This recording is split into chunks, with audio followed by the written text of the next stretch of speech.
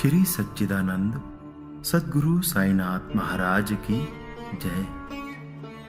आज हम उपवास अर्थात व्रत के विषय में बाबा के विचारों की चर्चा करेंगे। बाबा ने स्वयं कभी उपवास नहीं किया और ना ही उन्होंने किसी को उपवास करने दिया। उनका कहना था कि उपवास करने वालों का मन कभी शांत नहीं रहता। फिर उन्हें परमार्थ की प्राप्ति कैसे संभव है? पहले आत्मा की तृप्ति होना आवश्यक है। भूखे रहकर ईश्वर की प्राप्ति नहीं हो सकती।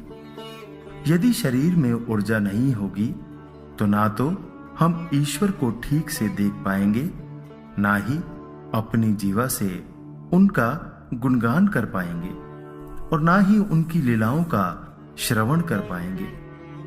कहने का तात्पर्य ये है कि जब हमारी सभी इंद्रियां शांत होंगी तभी हम भक्ति और ईश्वर प्राप्ति की अन्य साधनाएं कर सकते हैं।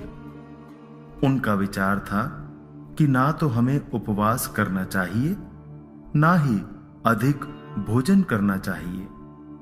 भोजन में संयम रखना शरीर और मन दोनों के लिए उत्तम है। इस विषय में हम यहां एक घटना का वर्णन करते हैं। एक समय की बात है, बाबा की एक परम भक्त श्रीमती गोखले दादा केलकर के पास शिरडी आई। वह मन में यह विचार करके आई थी कि बाबा के श्री चरणों में बैठकर उपवास करूंगी।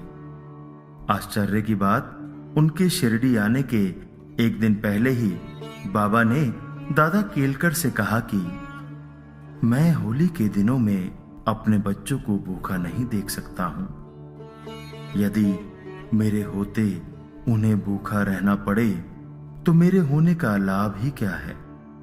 दूसरे दिन जब श्रीमती गोखले बाबा के दर्शन करने के लिए आई और बाबा के चरणों में बैठी तो बाबा बोले, उपवास क्यों करना है? उपवास की आवश्यकता ही क्या है? आप दादा भट्ट के घर जाकर पूरन पोली तैयार करवाओ, अपने बच्चों को खिलाओ और स्वयं भी खाओ। श्रीमती गोखले ने बाबा की आज्ञा का पालन करते हुए दादा भट्ट जी के घर जाकर पूरन पोली एवं भोजन तैयार किया और तत्पश्चात उन्होंने सबको बहुत ही प्रेम से भोजन करवाया और स्वयं भी ग्रहण किया।